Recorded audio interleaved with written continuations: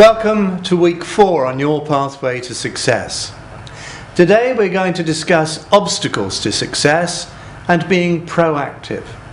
But before doing so, I think it would be useful to review with you the progress you've made so far. In the first week, we discussed the important things. And remember, we were talking about the important things in your life, not important according to somebody else's agenda. Then we moved on in week 2 to establishing your well-formed outcome, so you know precisely what it is you want and how it will affect all aspects of your life. Last week we discussed your goals, how you could draw on your past experience and connections, and how to chunk down the steps to your dream using your future timeline.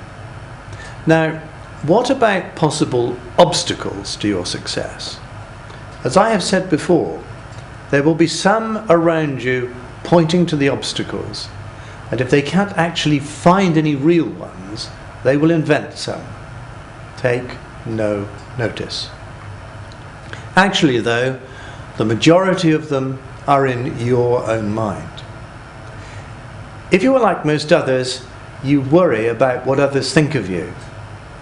To take an example, people who are out of condition, perhaps a little overweight, sometimes decide to join a gym, and you can see them looking around rather nervously as they fidget around the pieces of equipment. They often worry what other people are thinking about them.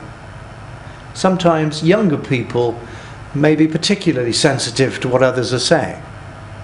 When you get to middle age, you don't really worry quite so much about it.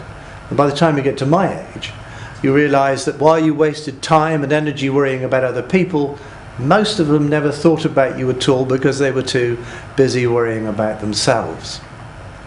So concentrate instead upon your goals and how you will succeed. The only real obstacle to your success is your own state of mind.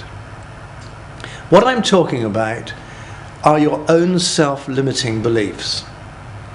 There will be a little voice in the back of your mind questioning everything you do.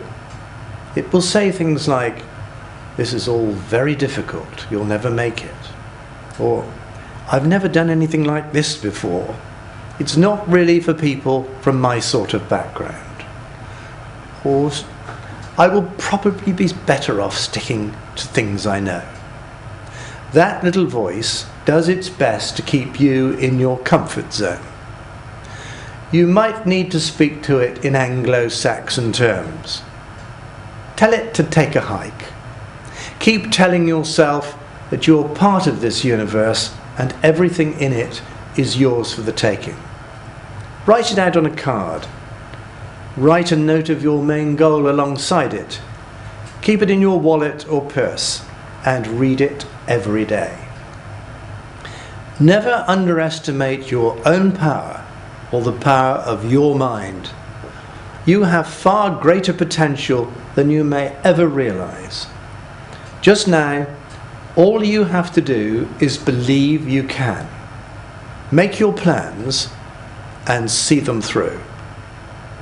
Your self-confidence and personal discipline has much to do with your own attitude of mind. Stick to your plan, and as you travel from day to day, ticking off one small target after another, that self-confidence will grow. It is time to believe in yourself. Perhaps you are already supremely confident. If you are, great. It may be something new to you, I don't know, but you actually have the choice. Whatever happened in the past in your life is over and done with. It is now just history. It doesn't define your future. It is time for you to decide whether you are going to be the victim of your history or the master of your destiny. You don't have to be highly gifted to succeed in life. When I chose to go to university to study law as a mature student, I was aware of the very large number of young people who were far brighter than I was. A few of them did very well. Amazingly, I felt, a large number of them didn't do so well. They may have had the basic talent, but they didn't have the drive. They didn't have the vision. And above all, they didn't have the enthusiasm. If you wish to choose, for example, a legal career, you will probably need a law degree these days. But anyone can achieve that if they're determined to do so. It wasn't always the case in England. In fact, there are other routes to becoming a lawyer without a law degree. Lord Bridge, a very famous judge here, became what is known as a law lord, which is the equivalent of what today would be a Supreme Court judge, after a celebrated career as a barrister. But he hadn't gained a college degree. And that is truly astonishing, but he was an amazing man. You too are amazing, and you can achieve anything you set your mind to. Remember now that you are personally responsible for what happens here on in. If there are hiccups along the road, even if you think they may be down to others, choose to take personal responsibility for them. Once you take personal responsibility, you are in control, and the solution is in your hands. I have a friend who I shall call James, who takes responsibility for nothing in his life. When he wishes to take a train journey, he arranges for a friend, Ron, to buy the tickets. Just recently, a ticket inspector spotted during a long train journey that James had the wrong ticket, and he had to pay a full open fare plus a penalty during the journey in order to continue. James was livid and blamed Ron for buying the wrong ticket and causing the considerable extra expense. It didn't cross James's mind for one moment that he had completely given up responsibility for looking after his own affairs. Ron had kindly fetched the ticket on James' behalf, but bought the wrong one for whatever reason. James hadn't bothered to check the ticket when he received it, and it wasn't until the guard pointed out the error that he knew anything about it. That is just one tiny example. Things constantly go wrong in James's life, and according to James, it is always the fault of someone else who he has asked to act on his behalf. He never takes personal responsibility for anything. So don't be like James. Do it yourself and take personal responsibility. You may not have thought about it before, but life doesn't just happen. You carefully design it yourself. The choices are yours. You choose happiness. You choose sadness. You choose decisiveness. You choose ambivalence. You choose success. You choose failure. You choose courage. You choose fear. Every moment and every situation provides a new choice. Because of that, you have the opportunity to do things differently and produce more positive results. This is one of the most important things you can learn. Being proactive is about taking responsibility for your life. You can't keep blaming everything on your parents, your grandparents, your boss, your co-workers, your terrible childhood, genetics, a working environment that is controlling your life, or about growing up poor. They are all just wonderful excuses. We all have the freedom to choose. Proactive people recognize they are responsible. They don't blame circumstances, conditions, or conditioning for their behavior. They know they choose their behavior. Compare them with reactive people. Reactive people are often affected by their physical environment. If the weather is good, they feel good. If the weather is bad, they feel bad. It affects their attitude and performance. We need first to know ourselves and to become aware that we are separate from others and separate from our environment. We need to see that we can be separated even from ourselves, so that we can observe our own tendencies, thoughts and desires. Now I have another exercise for you to try. So just do it as you're sitting there. Close your eyes. Take a couple of deep breaths and let it all the way out. Now, imagine you're able to float up out of your body into the corner of the room and see yourself sitting in the chair at the same time. Now, float to the opposite corner and see yourself from there. Now float to another corner and look at yourself from that angle. Now float behind yourself and imagine that you're looking at yourself from the back of your head. Now open your eyes. This self-awareness makes us unique on this earth. This ability enables us to learn. We are not our feelings. We are not our moods. Our response is not conditioned by whatever is the stimulus. Between stimulus and response, there is a gap. And in that gap, we have the power to choose. And this is probably our greatest power. Importantly, we choose what we say. And language is a good indicator of how you see yourself. A proactive person uses language such as I can, I will, I prefer, etc. A reactive person uses reactive language. I can't, I must, if only, etc. Reactive people believe they are not responsible for what they say. They believe they have no choice. Let's consider some further examples of reactive and proactive language. Think what parts of this language you may use and make notes of it. The reactive example. There's nothing I can do. Compare that with the proactive response of let us consider the alternatives. A reactive example. That's just the way I am. Compared with the proactive example of I can choose a different approach. Another reactive example. He makes me mad.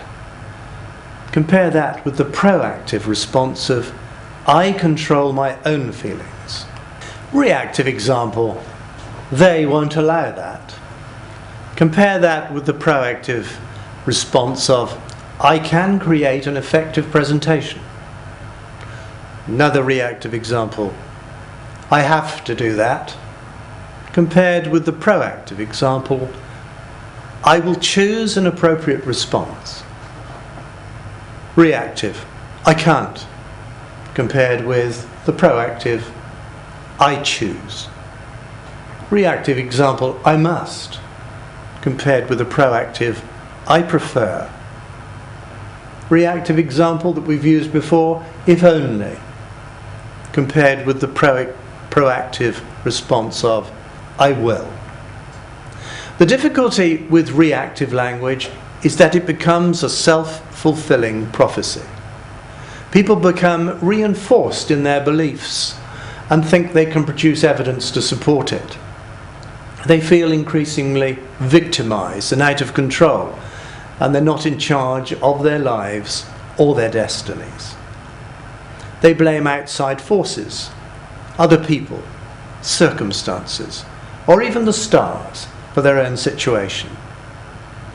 Now for the next exercise, you'll need pen and paper. And you'll need to pause the recording when convenient in order to think about and write down your answers. Firstly, think of 2 or 3 situations in your personal life during the past few weeks when you have responded in a reactive way. Pause the recording, think about your responses, and write down what you said.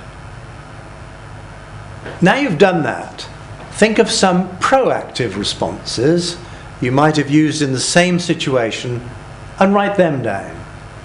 So pause now. Over the coming weeks, note your self-talk, that little voice inside your head. Does your language tend to be reactive, or does it tend to be proactive? Now consider this. Is there an area in your life that you are unhappy with or frustrated by? For example, in the family, your relationship, your job. Consider what it is that you're unhappy or frustrated by. For example, do you feel powerless, hopeless, or used? Pause the recording for a few moments, think about it, and write down your thoughts. Pause now. Think again. What is the stimulus to your frustration or unhappiness? Pause the tape and write that down now. How do you respond? Again, pause the tape and write that down. Now, pause the tape again. Read over your responses to those few questions and consider what other choices might exist between the stimulus and response, and write those down now. Remember, you have the ability to choose your response. Were you able to choose a better one? We're going to move towards the end of this week's session by considering how you can master the moment between a negative stimulus and your response, your areas of concern, and taking the initiative.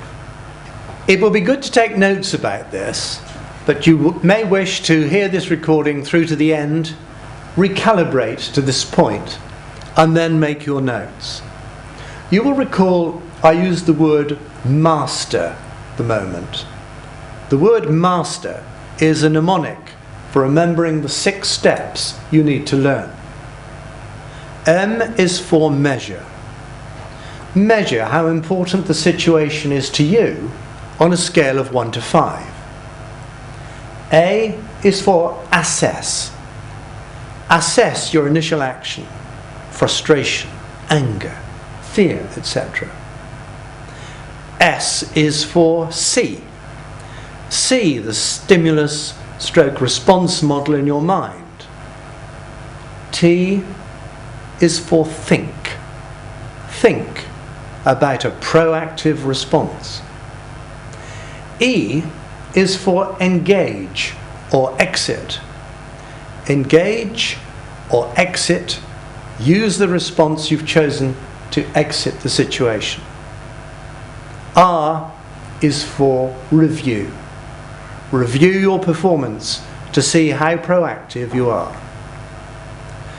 Now, think of a recent situation that occurred, maybe the one you chose earlier, and take it through the master steps, remembering they are measure, assess, see, think, engage or exit, and review. Make a habit over the next week before our final session of using the master checklist. Remember always that between stimulus and response there is a gap. Treat that gap as your pause button. Imagine pausing the process and working towards a proactive rather than a reactive response. Make notes about them, and at the end of the week assess your progress by answering these questions. Firstly, what were the outcomes of my conscious, proactive responses? 2. What would have been the outcomes if I had chosen reactive responses? 3. In what ways have my proactive responses improved my life during this period? You have control over 3 things: what you think, what you say, and how you behave. When you are considering making changes, recognize that these are the most powerful tools you possess to shape your life. What we consider to be our daily problems and challenges fall into 2 areas. The first we can describe as our circle of concern. The second we can describe as our circle of influence. Think about the sorts of concerns we have. For example, our health, our children, problems at work, the national debt, terrorism, weather. When you think about this sort of list, it becomes clear that there are some things over which we have no real control, and others about which we can do something. Proactive people concentrate their efforts on their circle of influence. They work on things they can do something about: health, children, problems at work. Reactive people focus their efforts in the circle of concern, things over which they have no control at all: the national debt, terrorism, the weather. Gaining awareness of the areas in which we expend our energies is a large step in developing proactivity. During the next week, write down the various problems and challenges you face and identify in which area each falls. Firstly, what was the challenge or problem? Secondly, was it in your circle of influence, or was it in your circle of concern? Thirdly, what was your response? Afterwards, consider each of them and decide how you might change your response to meet the challenge more effectively. Remember Demosthenes. He desperately wanted to become a public speaker, but was inarticulate and stammered. But he overcame those limitations because he was persistent and determined.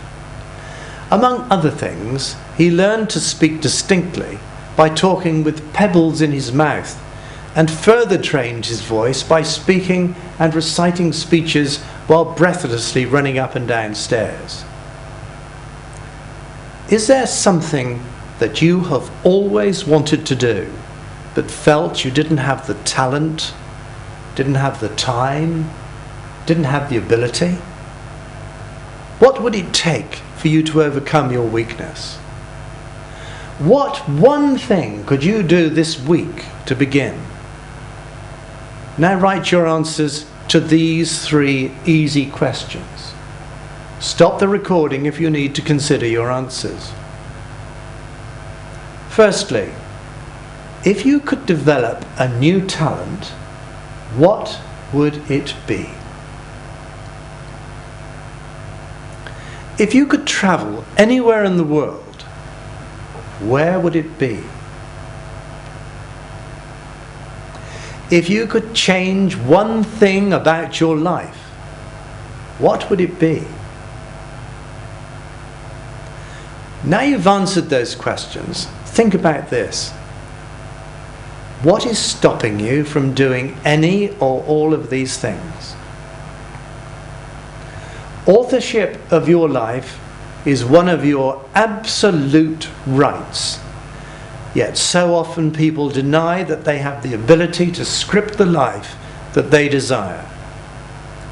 The fundamental truth is that it is not our external resource that determines success or failure. but our own belief in ourselves and our willingness to create a life according to our highest aspirations. I look forward to talking to you again next week on the final stage of your journey along the pathway to success.